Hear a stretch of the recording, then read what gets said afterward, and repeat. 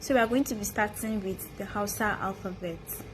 There are 22 alphabets in Hausa, unlike English which has 26, and that is because in Hausa we don't have P, we don't have Q, X and V.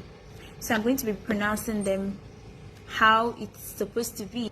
A, B, Ch, D, E, F, G, H, I, J, K, L, M, N, O, R, S, T, U, W, Y, Z. I'm going to be showing you some examples. We have A as in albasa, B, baba, cha, cha, daddawa.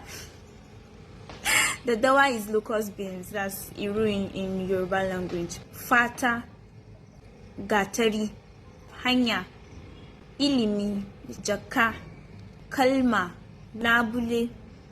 I'm sure you guessed. I want to say mama. Mama can pass, which means mother. No, I'm not going to say nana. Nawi, lokaci, rana.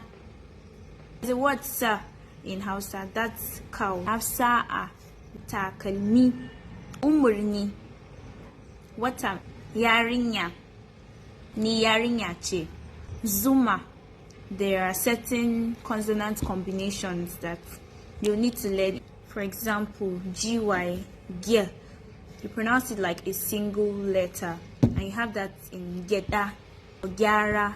GW, that's gwa, gwadawa, agwagwa, and KY, which is pronounced as kia, kiao.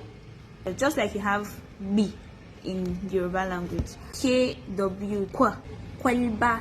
FY, pronounced as fear, fioche. That's TS, with Soho, which means old.